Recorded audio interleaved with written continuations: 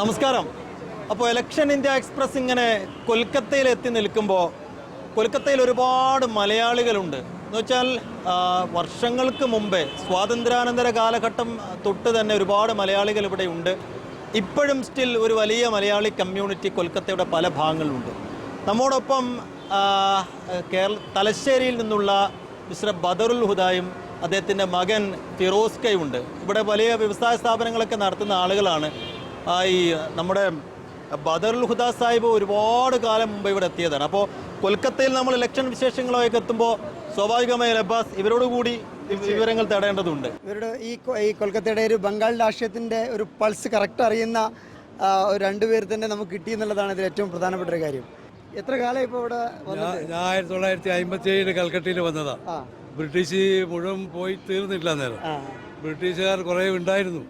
അന്നേരം ഈ new market, S market എന്ന് പറഞ്ഞ ഈ മാർക്കറ്റിൽ ഈടുണ്ടായിരുന്ന സർജന്, ഈടുണ്ടായിരുന്ന ചപ്രാസി ഇന്ത്യയിലായിരുന്നു, സർജൻ്റ് എല്ലാം യൂറോപ്യനായിരുന്നു. കേട്ടില്ല ആ സമയത്ത്. പിന്നെ മെല്ലെ ആയിട്ട് ക്രമേണ അവർ പോയി എന്നുള്ളൂ. ഇവിടെ മാർക്കറ്റിങ്ങിനും എല്ലാം ഇതേമാതിരി തന്നെയാണ്. CPM ഭരിച്ചിട്ടുണ്ടായിരുന്നു ഇവിടെ. അന്നേരം ജ്യോതിബാബു ഉണ്ടായിരുന്നു, അതിനുശേഷം ബുദ്ധദേവ് ഭട്ടാചാര്യ ഉണ്ടായിരുന്നു. അതിനുശേഷമാണ് മമതാ ബാനർജി വന്നത്. മമതാ ബാനർജി ഞാൻ പാർട്ടി സമയത്ത് എന്നെക്കാട്ടും ജൂനിയറായിരുന്നു. അന്നേരം ഞാൻ സീനിയർ കോൺഗ്രസിൻ്റെ ഒരു വർക്കറായിരുന്നു.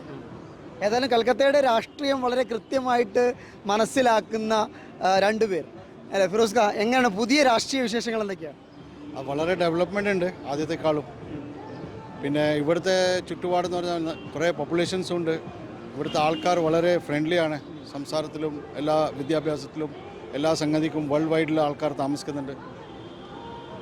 ഈ നിലവിലുള്ളൊരു പൊളിറ്റിക്സ് ഉണ്ടല്ലോ. അപ്പോൾ നമ്മൾ ഇലക്ഷൻ റിപ്പോർട്ടിങ്ങിൻ്റെ ഭാഗമായിട്ടാണ് നമ്മൾ ബംഗാളിൽ ഇപ്പോൾ കൽക്കത്തയിൽ എത്തിയിട്ടുള്ളത്. നിലവിലൊരു സാധ്യത TMC ഉണ്ട്, നമുക്കറിയാം CPM ഉണ്ട്. ഒരുപക്ഷെ CPM അതിൻ്റെ അതിജീവനത്തിലുള്ളൊരു പോരാട്ടത്തിലാണുള്ളത്. കോൺഗ്രസ് ഉണ്ട്, BJP നന്നായിട്ട് കയറി വരുന്നുണ്ട്. എന്താണ് നിലവിലൊരു പൊളിറ്റിക്കൽ സിറ്റുവേഷൻ? എങ്ങനെയാണ് പൊളിറ്റിക്കൽ സിറ്റുവേഷനിൽ ഇപ്പോൾ കറൻ്റ് ഉള്ളത്? TMCന് കുറച്ച് സീറ്റ് കുറയും, പിന്നെ ഡിവൈഡ് ആവും കോൺഗ്രസും CPM ആയിട്ട്.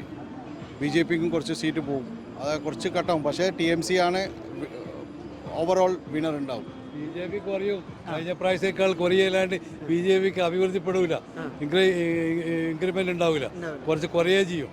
പക്ഷേ എങ്ങനെയായിരുന്നെങ്കിലും മമതാ ബാനർജി തന്നെ ലീഡ് ചെയ്യാൻ. അതിൻ്റെ കുറച്ച് കോൺഗ്രസും എടുക്കും. കോൺഗ്രസ് ആദ്യം ഇല്ലാതെ കുറച്ചെങ്കിലും കയറും കോൺഗ്രസിന്. ഏതായാലും ഇവിടെ CPM ഒരു 37 വർഷത്തോളം തുടർച്ചയായിട്ട് ഭരിച്ച ഒരു പാർട്ടിയാണ്. ഒരുപക്ഷെ ഇന്ത്യയിൽ ഏറ്റവും കൂടുതൽ കാലം അധികാരത്തിലിരുന്നത് ഒരു ഗവൺമെൻറ് പശ്ചിമ ബംഗാളിലെ CPM ഭരണകൂടമാണ്. അത് എന്തായാലും അദ്ദേഹം നിങ്ങൾ നേരിട്ട് കണ്ടിട്ടുമുണ്ട് അല്ലേ? ഭരണകാലത്ത് ഞങ്ങളുണ്ടായിരുന്നു. ഞങ്ങൾ സഫർ ചെയ്തിന്. എല്ലാ പാർട്ടികളും രാജ്യം ഭരിക്കുന്ന കൂട്ടർ ബോട്ടിൽ മാറി എന്നല്ലാണ്ട് കുപ്പിയിൽ ഉള്ളിലുള്ള സാധനം സെയിം തന്നെയാണ്. ഭരണപരമായി തന്നെ വലിയൊരു വ്യത്യാസം നമുക്ക് മനസ്സിലാകുന്നില്ല. പിന്നെ CPM തന്ന പിന്നെ ലാസ്റ്റായിട്ട് അതമ്പതിച്ച് അവരവർ മിനിസ്റ്ററും അവരെ ആൾക്കാർ സ്വന്തം കാര്യം നോക്കി കൊണ്ടാണല്ലോ അവർ ഇങ്ങനെ ആയിപ്പോയത്. പിന്നെ ആരും ഒരു വലിയ അഭിവൃദ്ധിപ്പെട്ടിട്ടില്ല. ഞാൻ വരുന്ന കാലത്ത് ഇവിടെയാണ് ഏറ്റവും വലിയ ബ്രിട്ടീഷ് കമ്പനി ഉണ്ടായിരുന്നത്. ജോസഫ് കമ്പനി, വലിയ കമ്പനി ഉണ്ടായിരുന്നു, ബ്രിട്ടീഷ് കമ്പനി. ഇപ്പോൾ അങ്ങനത്തെ ഒരു ബ്രിട്ടീഷ് കമ്പനി ഞാൻ കാണുന്നില്ല. എല്ലാം വലിയ കമ്പനിയും വലിയ സോളിസിറ്ററും എല്ലാം ബ്രിട്ടീഷായിരുന്നു. ഇപ്പോൾ അങ്ങനത്തെ ഒരാളും ബ്രിട്ടീഷെല്ലാം പോയില്ലേ. പിന്നെ അത്ര വലിയ ഡെവലപ്പ് ആയിട്ടില്ല എന്നാണ് എൻ്റെ അഭിപ്രായത്തിൽ. ഏതായാലും പശ്ചിമ ബംഗാളിലെ രാഷ്ട്രീയത്തെ പതിറ്റാണ്ടുകളായി നോക്കിക്കാണുന്ന അനുഭവ സമ്പത്തൊക്കെയുള്ള കുറച്ച് ആളുകളുമായിട്ട് സംസാരിക്കാൻ അവസരം ലഭിച്ചു. ഏതായാലും വിധി വരുന്നതിനെ കാത്തിരിക്കുക തന്നെ വേണം സൈഫുദ്ദീൻ. ശരി, അപ്പോൾ മറ്റൊരിടത്ത് പുതിയ വിശേഷങ്ങളുമായി വീണ്ടും കാണാം അല്ലേ? അതെ. അപ്പോൾ പശ്ചിമ ബംഗാളിലെ ന്യൂ മാർക്കറ്റിൽ നിന്ന് PC സൈഫുദ്ദീനൊപ്പം Muhammad Abbas, team election India express, media 1.